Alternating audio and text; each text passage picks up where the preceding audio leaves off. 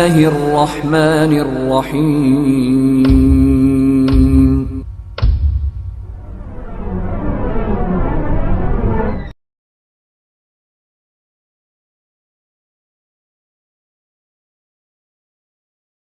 الحمد لله نحمده ونستعينه ونستغفره ونعوذ بالله من شرور أنفسنا ومن سيئات أعمالنا من يهده الله فلا مضل له ومن يضلله فلا هادي له وأشهد أن لا إله إلا الله وأشهد أن محمدا عبده ورسوله أما بعد فإن خير الحديث كتاب الله خير الهدي هدي محمد صلى الله عليه وسلم وشر الأمور محدثاتها وكل محدثة بدعة وكل بدعة ضلالة وكل ضلالة في النار. أعوذ بالله من الشيطان الرجيم. بسم الله الرحمن الرحيم. يا أيها الذين آمنوا كتب عليكم الصيام كما كتب على الذين من قبلكم لعلكم تتقون. رب اشرح لي صدري ويسر لي أمري واحلل عقدة من لساني يفقهوا قولي. رب زدني علما رب زدني علما رب زدني علما. محترم حاضرین جمعہ، پردہ نشین خواتین، سب سے پہلے اللہ تعالی کی کبریائی، بڑائی، یکتائی، شہنشاہی بیان ہو، جو ہمارا خالق، مالک، مربی، پالنہار ہے. بے شمار درود و سلام کا تحفہ ہو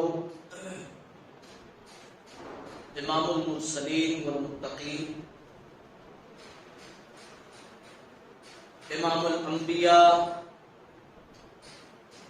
امام القبلتین، امام الثقلین، امامنا فی الدنیا و امامنا فی الآخرہ و امامنا فی الجنہ، جناب محمد رسول اللہ صلی اللہ علیہ وسلم. محترم حضرات، آج جس موضوع پر مجھے گفتگو کرنی ہے وہ موضوع ہے رمضان کی تیاری کیسے کریں. اور اسی مناسبت سے میں نے سورہ بقرہ کی بڑی مشہور آیت، جب بھی رمضان آتا ہے اس کی تلاوت کی جاتی ہے، اس آیت کی میں نے تلاوت کی. دیکھیے،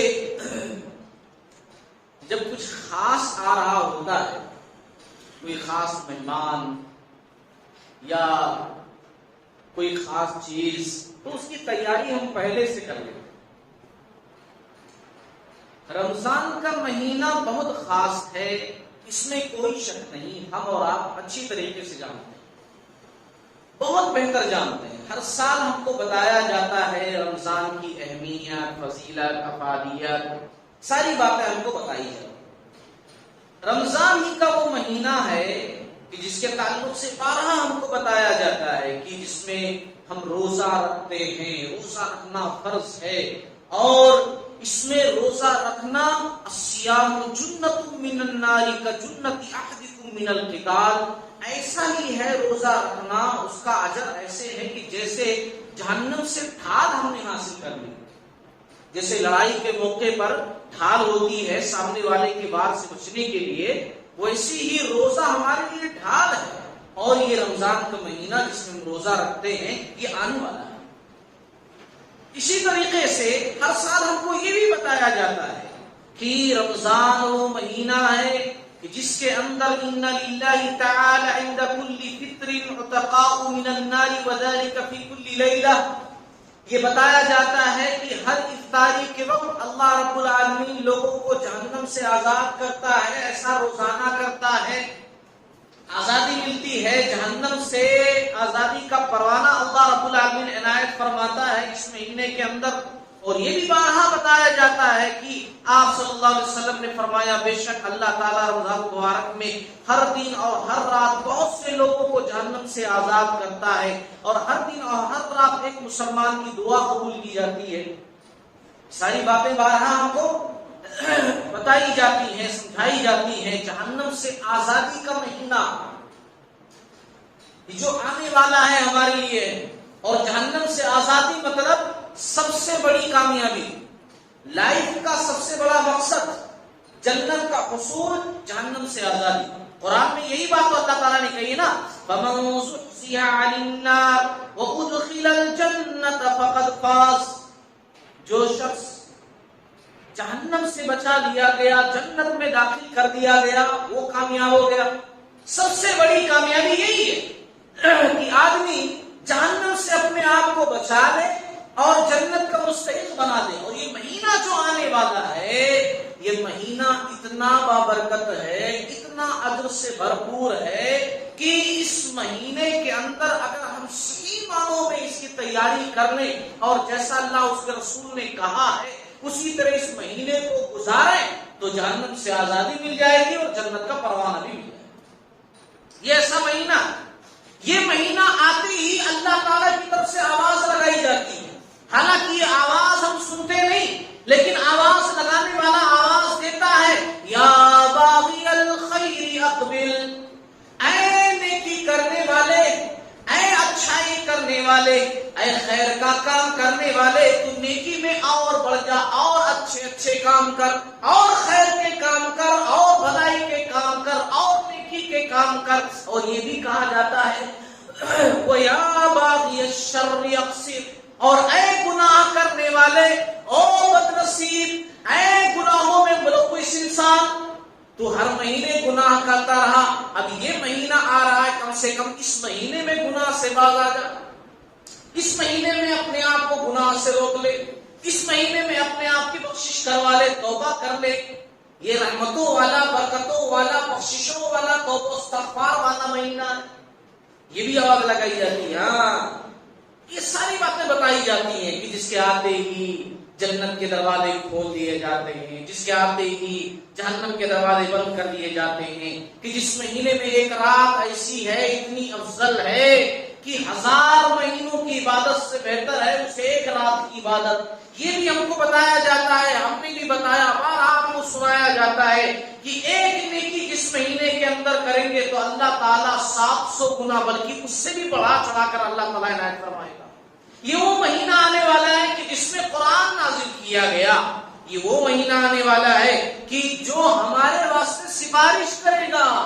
ہاں یہ روزہ رکھنا یہ سفارش کرے گا قیامت والے دن، باری تعالیٰ بندہ بھوکا رہتا تھا، پیاسا رہتا تھا، تیری عبادت کرتا تھا، سجود و قیام کرتا تھا، معاف کر دے بندے کو، بخش دے بندے کو۔ یہ وہ مہینہ ملنے والا ہے جس مہینے کے تعلق سے ناطق وحی صلی اللہ علیہ وسلم نے ارشاد فرمایا کہ جو شخص اس مہینے سے فائدہ اٹھائے وہ کامیاب، لیکن جو شخص اس مہینے کو پائے اور اپنے آپ کو بخشش نہ کروا لے، اپنے آپ کو معاف نہ کروا لے، تو پھر وہ نامراد ہے، ناکام ہے۔ بددعا کی رسول اللہ صلی اللہ علیہ وسلم نے کہ اس کی ناک خاک آلود ہو کہ جو اس مہینے کو پائے لیکن اپنے آپ کی بخشش نہ کروا سکے۔ یہ مہینہ قریب انشاءاللہ آنے والا ہے، اتنا رحمتوں والا، اتنا اچھا مہینہ جو ہے انشاءاللہ ہمیں ملنے والا ہے۔ تو اب جب اتنا عظیم مہینہ ہمیں ملنے والا ہے تو ظاہر سی بات ہے اس کی تیاری بھی عظیم ہی ہونی چاہیے، ہے نا، اس کا استقبال بھی ذرا گریٹ ہونا چاہیے۔ کیا کرنا چاہیے اس کے آنے سے پہلے؟ رمضان میں کیا کرنا ہے ایک الگ عنوان کہ رمضان کیسے گزارے۔ انشاءاللہ جو خطیب رمضان میں رہیں گے انشاءاللہ وہ آپ لوگوں کو بتائیں گے انشاءاللہ کہ رمضان کیسے گزارے، ہے نا۔ ابھی جو میں بتا رہا ہوں رمضان کی تیاری کیسے کریں اس پر گفتگو کر رہا ہوں۔ تو تیاری کیسے کرنی ہے رمضان کی؟ دیکھیے، پہلی چیز تو یہ کرنی ہے کہ کثرت سے دعا کریں اللہ تعالی اس مبارک مہینے کو نصیب فرما۔ ہاں، زندگی موت کا کوئی بھروسہ نہیں ہوتا، ہے نا، کوئی بھروسہ نہیں ہوتا، بلکہ ایک مسلمان کا تو یہ عقیدہ ہونا چاہیے کہ صبح مل گئی ہے تو شام ملے کہ نہ ملے، شام مل گئی ہے تو صبح ملے کہ نہ ملے۔ اس طرح زندگی گزارنی چاہیے اور آخرت کی اور موت کی تیاری کرنی چاہیے. تو ہمیں کثرت سے فی الوقت یہ دعا کرنی ہے کہ اے اللہ تعالی یہ مبارک مہینہ ہمیں نصیب فرما. سلف صالحین صحابہ کرام 6 مہینہ پہلے سے دعا کرتے تھے, کہتے تھے باری تعالی یہ مبارک مہینہ آنے والا, یہ مہینہ ہمیں نصیب فرما. اور جب رمضان ان کو مل جاتا تھا, رمضان میں عبادت وغیرہ کر لیے, رمضان گزر گیا تو پھر 6 مہینے تک یہ دعا کرتے رہتے تھے ہم نے جو دعائیں کی اللہ تعالیٰ, ہم نے جو عبادت کی اللہ تعالیٰ, روزے رکھے, قیام کیا, وہ تمام کی تمام عبادتیں اپنی بارگاہ میں قبول فرما, یہ دعا کرتے رہتے. تو ہم خاص طور سے یہ تیاری کریں پہلی کہ دعا کرتے رہیں اللہ تعالیٰ مبارک مہینہ ہمیں نصیب فرما, اور یہ بھی دعا کرتے رہیں کہ اللہ تعالیٰ صحت کے ساتھ نصیب فرما, حادثات سے ہمیں محفوظ فرما, بیماری سے, مصیبت سے, کسی چیز کی رکاوٹ سے, مصروفیت سے اللہ تعالیٰ محفوظ فرما, تاکہ ہم صحت کے ساتھ اچھے طریقے سے رمضان کے مہینے سے بھرپور فائدہ حاصل کر سکیں. ایسا نہ ہو کہ رمضان تو ملے لیکن ہم اتنے مصروف ہو جائیں کہ رمضان کا کوئی فائدہ نہ ملے. رمضان تو ملے مگر ایسا نہ ہو باری تعالیٰ کی صحت ساتھ ہی نہ دے. رمضان تو ملے مگر گھر کی مصیبتیں اور دیگر پریشانیاں ایسی آ جائیں کہ رمضان کو صحیح طریقے سے گزارنے کا موقع ہی نہ مل پائے. ایسا نہیں, بلکہ دعا کرتے رہے باری تعالیٰ صحت کے ساتھ, عافیت کے ساتھ رمضان کا مہینہ نصیب. یہ پہلی چیز. دوسری چیز بہت خاص, اپنے دل کو پاک صاف کرنا. رمضان کا مہینہ آ رہا ہے نا, اپنے دل کو پاک صاف کر لیں. یہ ایسے ہی ہے جیسے کہ آپ کوئی اچھی چیز کہیں رکھنا چاہتے ہو, کوئی کھانے کی چیز ہے یا کوئی اور چیز ہے, تو ظاہر سی بات آپ اس کو کسی گندی جگہ پر نہیں رہ سکتے.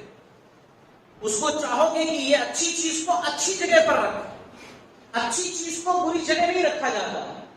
تو ایسے ہی رمضان کا مہینہ ہے, رمضان کی عبادتیں ہیں, نوافل کا اہتمام ہے, ذکر و اذکار ہے, روزے ہیں, اور اسی طریقے سے قرآن مجید کی تلاوت ہے. یہ تمام عبادتیں کیسے آپ سے صحیح طریقے سے ہو پائیں گی اور کیسے اللہ تعالیٰ آپ کی عبادتیں قبول کرے گا جبکہ آپ کے دل کے اندر کینہ, بغض, حسد, نفرت, قسم قسم کی برائیاں موجود. کیسے اللہ تعالیٰ قبول فرمائے گا؟ یہ رحمت کا مہینہ ہے, اور رحمت ملے گی کس کو کہ جو اس قسم کی برائیوں سے دور ہو جائے. ہاں, آپ صحیح مسلم کی حدیث کو یاد کیجئے کہ جس کے اندر نبی رحمت صلی اللہ علیہ وسلم نے ارشاد فرمایا کہ ہر پیر کو جمعرات کو جنت کے دروازے کھولے جاتے ہیں اور اللہ تعالیٰ کی طرف سے بخشش کا اعلان کیا جاتا ہے. اللہ تعالیٰ کہتا ہے میرے بندوں کے چھوٹے موٹے گناہ ایسے ہی معاف کر دو, لیکن اس کے مت معاف کرنا جو شرک میں ملوث ہو, اس کے معاف مت کرنا کہ جو آپس میں 2 لوگ لڑے ہوئے ہو, اس کے معاف نہیں کرنا کہ جس کے دل کے اندر کینہ, حسد, نفرت ہو, ہے نا, اس کے نہیں معاف کرنا, اس کو چھوڑ دو. پھر یہ دل لے کر کے جب رمضان میں جائیں گے تو عبادتیں کیسے قبول اور رحمت سے کیسے فائدہ اٹھا پائیں گے؟ اسی لیے ہمیں چاہیے کہ رمضان کے آنے سے پہلے رمضان کی ایک تیاری یہ بھی کریں کہ اپنے دلوں کو قسم قسم کی برائیاں جو سماجی ہیں ان سے پاک و صاف کر لیں. صحابہ کرام ایسے ہی کیا کرتے تھے. صحابہ کرام رمضان سے پہلے لوگوں سے مل کر کے اگر کوئی گلا شکوہ ہے تو دور کر لیا کرتے تھے. علامہ البانی رحمۃ اللہ علیہ نے اس پر احادیث ذکر کی, صحابہ کے آثار ذکر کیے کہ صحابہ ایک دوسرے سے مل کر گلے شکوے دور کر لیا کرتے تھے. رمضان آ رہا ہے, مبارک مہینہ, رحمت کا مہینہ, اور اس کی رحمت سے بھرپور فائدہ اٹھانا ہے, تو پھر رحمت میں کوئی چیز رکاوٹ نہ بننے پائے, اسی لیے اپنے دل کو پاک صاف کر لیا کرتے تھے. مگر آج ہم ایسے ہیں کہ ہمیں زید نظر آتا ہے لیکن زید کو نہیں دیکھتے, زید کے عین کو پہلے دیکھتے. ہمیں خالد کو دکھائی دیتا ہے مگر خالد کو ہم نہیں دیکھتے ہیں, خالد کے عین کو پہلے دیکھتے ہیں.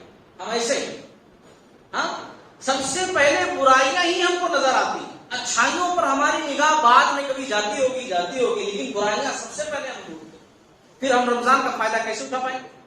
اور یہی وجہ ہے کہ رمضان کا جو مقصد ہے, روزوں کا جو مقصد ہے وہ آپ کو حاصل نہیں ہو پاتا. اللہ رب العالمین نے قرآن میں کہا نا، کیا کہا؟ یا ایھا الذین آمنوا کتب علیکم الصیام کما کتب علی الذین من قبلکم لعلکم تتقون. اے ایمان والو، اللہ تعالیٰ اپنے بندوں کو مخاطب کس طرح کر رہا ہے؟ ایمان والو، ہمیں ڈائریکٹ اللہ تعالیٰ مخاطب کر رہا ہے. اے ایمان والو، اے ایمان والو، تمہارے اوپر رمضان کے روزے فرض کیے گئے ہیں. کما کتب علی الذین من قبلکم، جیسا کہ تم سے پہلے لوگوں پر بھی روزے فرض کیے گئے تھے. لعلکم تتقون، اور یہ روزے ہم نے تم کو اس لیے دیے ہیں، یہ رمضان کا مہینہ اس لیے دیا ہے، لعلکم تتقون، تاکہ تم متقی ہو جاؤ، تقوی والے ہو جاؤ. مگر کتنے رمضان آتے ہیں گزر جاتے ہیں، یہ فائدہ تو دکھائی نہیں دیتا، یہ فائدہ ہم کو نظر نہیں آتا. کیوں؟ کیونکہ رمضان کی تیاری ہمارے پاس ہوتی ہی نہیں ہے. یہ دل لے کر کے رمضان میں داخل ہوتے ہیں تو رمضان کی رحمت کا کوئی فائدہ نہیں پہنچتا. رمضان آتا ہے گزر جاتا ہے. ایسے ہی جیسے کہ ایک دم چکنا پتھر ہو اور اس کے اوپر پانی کی بوند پڑے تو کیا فائدہ ہوگا اس کا؟ تھوڑی دیر کے لیے بھیگے گا پھر سوکھ جائے گا، کوئی آثار اس کے اوپر نمودار نہیں ہوگے. ایسی ہمارا دل ہے، رمضان آتا ہے تو ذرا سا اثر دکھائی دیتا ہے اور رمضان جیسے گزر گیا وہ اثر بھی ختم ہو گیا. تو یہ دل کی باقی صفائی کر لیجئے، رمضان کی تیاریوں میں سے یہ بھی چیز. اچھا، تیسری چیز اس کا مختصر، زبان پر کنٹرول کر لیجئے. ہاں، زبان پر کنٹرول کر لیجئے. ویسے زبان پر کنٹرول تو ہمیشہ رہنا ہے، زندگی بھر، سال کے 12 مہینے. لیکن ابھی جو مہینہ آنے والا ہے، رمضان کا مقدس مہینہ، اس مہینے کے اندر تو رمضان کے روزوں کو رکھتے ہوئے اور کنٹرول نہیں چاہیے زبان پر. ہاں، ہم لوگ سمجھتے ہیں کھانا چھوڑ دیے، پینا چھوڑ دیے تو بس روزہ ہو گیا. نہیں، یہ روزہ تو ظاہری روزہ ہے. کھانا پینا چھوڑ دینا یہ ظاہری روزہ ہے، لیکن روح کا روزہ جو باطنی روزہ ہے اور جس سے اصل تقویٰ حاصل ہوتا ہے، وہ روزہ تو ہم کئی مرتبہ توڑ دیتے ہیں. ہاں، کیسے توڑتے ہیں ہم لوگ؟ کسی کی غیبت کر کے، چغلی کر کے، گالی گلوچ کر کے، لڑ کر کے، جھگڑ کر کے روزہ برباد کر دیتے ہیں، توڑ دیتے ہیں. اللہ کے نبی صلی اللہ علیہ وسلم نے اسی لیے تو یہ بات کہی تھی. آپ صلی اللہ علیہ وسلم نے فرمایا تھا کہ روزہ کھانے پینے کے چھوڑ دینے کا نام نہیں ہے.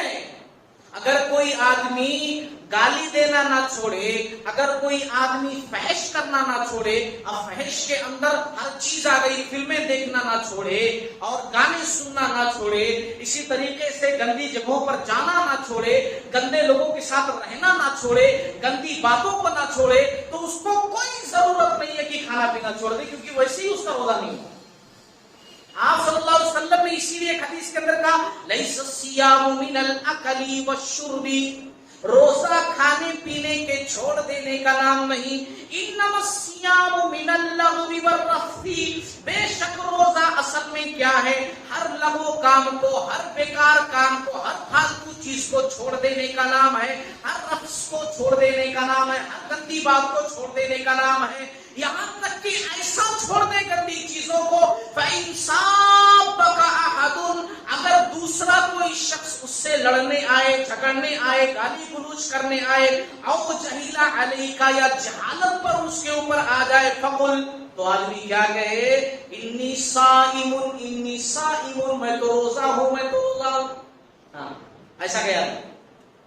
سامنے والا لڑنے بھی آئے نا تو گالی نہیں، بلکہ بھائی ٹھیک ہے کچھ بھی بول، میں روزہ ہوں، اپنے روزے کو میں برباد نہیں کروں.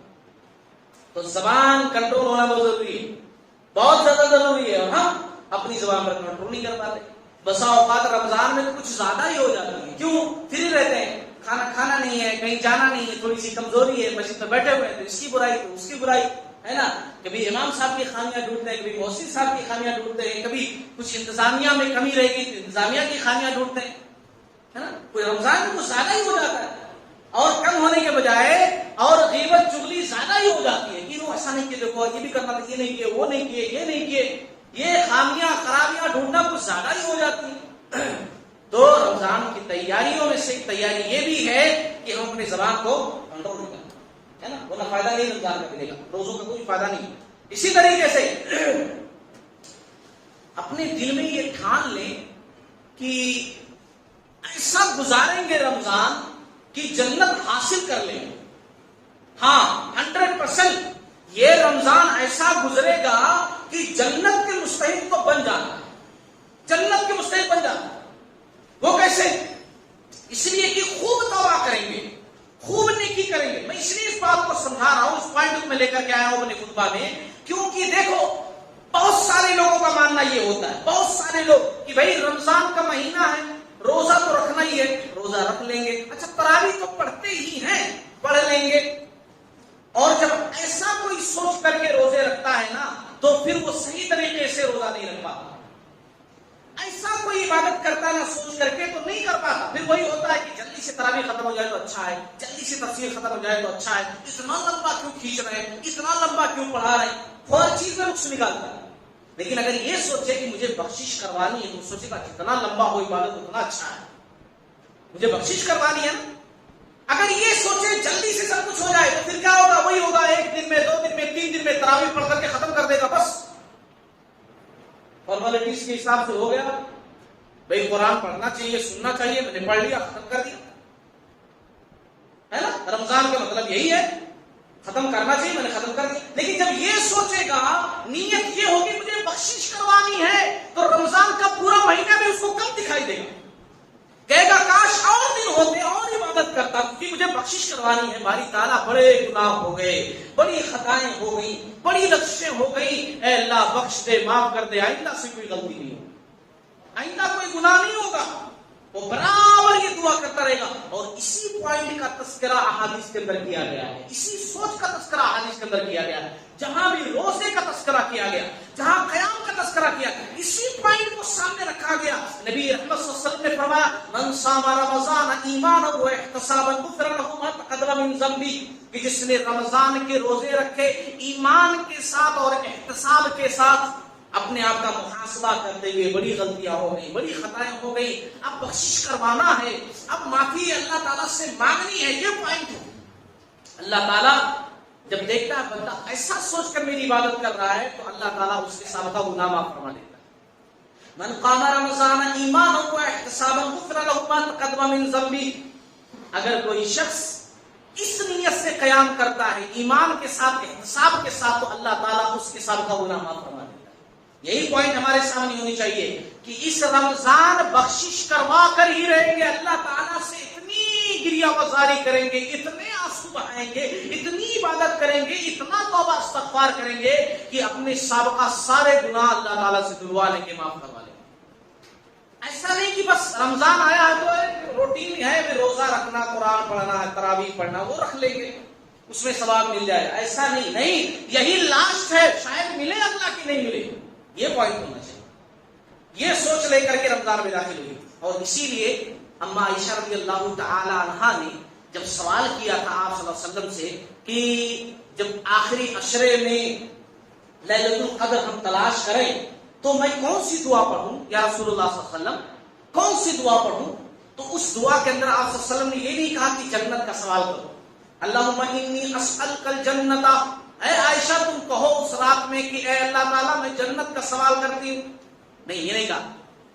یہ نہیں کہا کہ عائشہ رضی اللہ تعالی عنہا نے جب سوال کیا تو جواب میں کہا، ایسا نہیں کہا صلی اللہ علیہ وسلم نے کہ عائشہ یہ دعا کرو کہ میں بہت زیادہ برکت کی دعا مانگتی ہوں، بہت زیادہ عافیت مانگتی ہوں، بلکہ آپ صلی اللہ علیہ وسلم نے کہا کہ عائشہ یہ دعا کرو، اللہم انک عفو تحب العفو فاعف عنی، ہاں اے گناہوں کے معاف کرنے والے، میں تو بہت خطا کار ہوں، ہم بڑے قصوروار ہیں، خطا کار ہیں، تو بڑا غفور و رحیم ہے، خطاؤں کا معاف کرنے والا ہے، ہماری خطاؤں کو معاف کرنا۔ ہاں یہ چیز ہے، یہ پوائنٹ ہونا چاہیے ہمارے ذہن کے اندر کہ رمضان آیا ہے تو سمجھ لیجیے اگر ملے کہ نہیں ملے اسی رمضان میں بخشش کروا لیں گے، یہ پوائنٹ ہونا چاہیے۔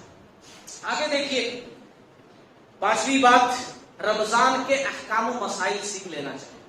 ہاں احکام و مسائل، رمضان میں اکثر لوگ رمضان میں روزہ رکھے ہوئے ہیں، مجھے نہیں پتا تھا مولانا، میں سفر میں گیا ہوا تو میں ایسا کر لیا، کیا میں صحیح کیا تھا؟ تو ایسی نوبت نہیں ہے، سفر کے حضر کے سب کچھ جو ہے مسائل آپ سیکھ لیں، ہے نا، سب کچھ مسائل آپ جان لیں۔ میں مسائل نہیں ذکر کروں گا کیونکہ میری وہ ٹاپک نہیں ہے، انشاءاللہ یہاں الحمدللہ خطیب رہیں گے، امام رہیں گے، آپ لوگ ان سے مسائل سیکھیے گا اور ضرور سیکھیے گا، ضرور سیکھے گا مسائل، رمضان کے احکام و مسائل کی افطاری کب کرنی چاہیے، کیا افطاری میں احتیاط کرنی چاہیے نہیں کرنی چاہیے. رسول اللہ صلی اللہ علیہ وسلم کی حدیث کیا ہے آپ کو پتا چلے گا کہ رسول اللہ صلی اللہ علیہ وسلم نے فرمایا سورج غروب ہو جائے افطاری کا وقت ہو گیا. میری امت خیر کے ساتھ رہے گی، میری امت خیر ہی خیر، برکت ہی برکت. کب تک؟ جب تک کہ میری امت کے لوگ افطاری کرنے میں جلدی کریں گے اور سحری کرنے میں تاخیر سے کام لیں گے. افطاری اول وقت، سحری آخری وقت. مگر ہم لوگ نئی جانکاری ہے الٹا کرتے ہیں، ہے نا. افطاری میں احتیاط کے نام پر کے تاخیر کر دیتے ہیں اور سحری میں احتیاط کے نام پر پہلے ختم کر دیتے ہیں، ہے نا. تو احکام و مسائل جو ہے ضرور سیکھ لیجئے گا. اسی طریقے سے چھٹی بات، پچھلے روزے اگر کچھ چھوٹے ہوئے ہیں تو ان کو مکمل کرو. ساتویں بات، خوشی سے استقبال کرے رمضان کا. رمضان آ رہا ہے نا تو ابھی سے رونا دھونا نہیں شروع. کتنی گرمی ہو رہی ہے، کیسے روزے گزریں گے، کیسے پیاس لگے گی، ابھی سے گلے سوکھ رہے ہیں، روزہ کیسے گزرے گا، رمضان کیسے گزرے گا، کیا عالم ہوگا. نہیں، یہ سب سوچیے نہیں، بلکہ کہیے الحمدللہ اللہ تعالیٰ نے توفیق بخشی کہ رمضان ملنے والا ہے. مشقت جتنی ہوگی ثواب بھی اتنا زیادہ ملے گا.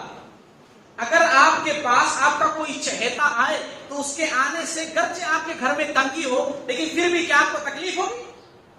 نہیں، آپ کہیں گے کہ الحمدللہ کوئی بات نہیں ہے، ہم کیسا بھی کر کے ایڈجسٹ کر لیں گے، لیکن آپ آئیے. کیوں؟ کیونکہ آپ اس سے محبت کرتے ہیں. رمضان کا مہینہ ہے، محبت کے ساتھ بلائیے، محبت کے ساتھ استقبال کیجئے کہ ہم رمضان کے مہینے کا استقبال خوشی خوشی کرتے ہیں. اللہ رب العالمین جیسا ہمارے جو ہم کو گزارنے کی توفیق دے گا انشاءاللہ خوشی خوشی گزاریں گے رمضان کو اچھے طریقے سے. اور جب خوشی خوشی گزاریں گے تو تکلیف بھی ہوگی نا تو احساس بھی ہوگا، کیونکہ آپ خوشی خوشی گزار رہے ہیں رمضان کی اہمیت کو سمجھتے ہوئے. آٹھویں چیز یہ کہ گھریلو جو چیزیں ہوتی ہیں نا، شاپنگ ہے، یہ لانا وہ لانا، یہ کرنا وہ کرنا بچوں کا، یہ سب پہلے کر لیجیے. حصہ مختصر پہلے کر لیجیے، ہے نا. ساری چیزیں پہلے لا کر رکھ لیجیے. ایسا نہیں ہے کہ رمضان کے مہینے میں آپ بوریا بستر لے کر کے نکل کھڑے ہوئے شاپنگ کے واسطے، ہے نا. ایک روزہ دو روزہ تباہ کر رہے ہیں، برباد کر رہے ہیں، ہے نا. اس طریقے سے کام کر لیجیے. بلکہ دیگر مصروفیات جو بھی آپ کو سوچ میں ہو کہ رمضان میں یہ پڑھ سکتا اس سے پہلے کر لیجیے، ساری چیزیں پہلے مکمل کر لیجیے. تو یہ 8 باتیں میں نے ذکر کی ہیں کہ رمضان کی تیاری کیسے کریں. رمضان کی تیاری کیسے کریں؟ کچھ وقت ہے اس میں یہ بتاؤں گا. حالانکہ میرا یہ عنوان نہیں کہ رمضان کیسے گزاریں، لیکن میں بہتر محسوس کرتا ہوں کہ بتا دوں کہ ایک شخص ایک دن اگر رمضان میں گزارنا چاہے، ایک روزہ، تو وہ کس طرح گزارے. اسی حساب سے آپ لوگ رمضان گزاریے. بہت آسان بھی رہے گا اور بہتر بھی رہے گا اور رمضان سے بھرپور آپ فائدہ بھی حاصل کر سکتے ہیں. کس طریقے سے گزاریں گے دیکھیے. سب سے پہلے سحری کے لیے اٹھیں، اور سحری کے لیے جب اٹھیں تو بیدار ہوتے وقت کی دعا پڑھیں. الحمدللہ الذی احیانا بعد ما اماتنا والیہ النشور. اچھا آپ پڑھ لیے، ضروریات سے فارغ ہو گئے. سحری میں اتنا بھی تاخیر مت کریں کہ گھر والے پریشان ہو جائیں، ہے نا. بسا اوقات گھروں کے اندر ایسے ہوتا ہے 50 مرتبہ کہنے کے بعد صاحب دادو اٹھتے ہیں، ہے نا. گھر والے پہلے ان کو پکانا ہوتا ہے، تیاری کرنی ہوتی ہے، پہلے اٹھ جاتے ہیں. اور یہاں صاحب بار بار آواز دینے پر بھی آنکھ نہیں کھلتی، کھلتی بھی ہو تو پھر لیٹ جاتے ہیں، اون کر کے پھر چلے جاتے ہیں. تو یہ معاملہ بھی نہیں ہونا چاہیے، کسی کو تکلیف نہیں دینا. آپ اٹھیں، سحری کریں، سحری ضرور کریں. ہاں، سحری کھانے میں برکت ہے. روزے تو پہلی امت کے لوگ بھی رکھتے تھے، یہود بھی رکھتے تھے، لیکن ان کے روزے میں ہمارے روزے میں فرق تو یہی ہے نا، سحری کھانا. سحری برکت ہے، چاہے کھجور ہی کیوں نہ کھاؤ مگر کھاؤ، چاہے ایک گلاس پانی کیوں نہ پیو مگر پیو. بغیر سحری کا روزہ مت رکھو، سحری ضرور کرو. سحری میں برکت ہے، برکت ہے. یہ ہمارے نبی صلی اللہ علیہ وسلم کی حدیث. اب سحری کر لیے. اچھا، نماز فجر کی تیاری. نماز فجر کے لیے آئیں، ہے نا. سحری کھانے کے بعد بستر پر مت چلے جائیں ورنہ نیند آ جائے گی، نماز کے چھوٹ جانے کا خدشہ رہے گا. یا کم سے کم نماز اگر نہیں چھوٹے گی تو سنت مؤکدہ جو پہلے پڑھنی ہے وہ بعد میں آپ اگر پڑھیں گے. تو اسی لیے مسجد کے اندر پہلے آ جائیں، اور اذان ہوئی آپ سنت پڑھے اور جماعت کے ساتھ نماز پڑھے. نماز پڑھنے کے بعد آپ جو ہے یہ کام کریں، ابھی گھر مت جائیں، تلاوت قرآن مجید کریں. یا اگر گھر بھی جا رہے ہیں تو گھر پر تلاوت قرآن مجید کریں. بستر پر بھی مت جائیں، قرآن کی تلاوت کریں. اور بہتر یہ ترجمے کے ساتھ قرآن پڑھیں. ترجمے کے سمجھ میں آئے کہ ہمارے رب نے ہم سے کہا کیا ہے نا، ہمارے رب نے ہم سے کہا کیا، اللہ تعالیٰ ہم سے کہنا کیا چاہتا ہے. جب سمجھیں گے تبھی تو عمل کریں گے. ہماری سب سے بڑی پرابلم یہ ہے کہ وہ کتاب جس کو بچپن سے پڑھتے ہوئے آتے ہیں اس کو کبھی سمجھنے کی کوشش نہیں کرتے. بچپن سے پورا 50 مرتبہ ختم کر دیے لیکن اس میں کیا لکھا ہوا کچھ پتا نہیں، وہ صرف مولوی صاحب کو پتا ہے. آپ خالی پڑھ لیے، پڑھنے پر بھی ثواب ہے مگر سمجھیے وہ زیادہ اچھی چیز ہے. تو ترجمے کے ساتھ پڑھیے، ہے نا، کیونکہ قرآن اللہ تعالیٰ کا وہ کلام ہے، اتنی تاثیر ہے قرآن مجید کے اندر. آپ پڑھیں گے تو زندگی کے اندر سکون آئے گا. جی ہاں، زندگی کے اندر برکت آئے گی. پیارے نبی صلی اللہ علیہ وسلم دعا کیا کرتے تھے، کہتے تھے انت جعل القرآن ربیع قلبی، اے اللہ تعالیٰ اس قرآن کے ذریعے سے میرے دل کے اندر بہار پیدا کر دے، یہ قرآن میرے دل کی بہار بن جائے. ہمارے نبی دعا کرتے تھے یہ قرآن دل کی بہار بن جائے. وَنُورًا صَدْرِي، اور اے اللہ تعالیٰ اس قرآن کو میرے سینے کا نور بنا دے. ہمارے نبی دعا کرتے تھے. جن کے اوپر قرآن کا نزول ہوا وہ دعا کرتے تھے اس قرآن کو باری تعالیٰ ہمارے سینے کا نور بنا دے. وہ جلاء حسنی، میرے غموں کا علاج بنا دے. میں کتنی بھی مصیبت میں رہوں قرآن پڑھوں تو اللہ تعالیٰ سارے غم دور ہو جائے، میرے غموں کا علاج بنا دے. اور یہ قرآن ایسی کتاب ہے کہ جس نے بروں کو اچھا بنا دیا، اچھوں کو اور اچھا بنا دیا. یہ قرآن وہ کتاب ہے کہ جس نے عمر بن خطاب کو کیا بنا دیا؟ عمر رضی اللہ تعالی عنہ.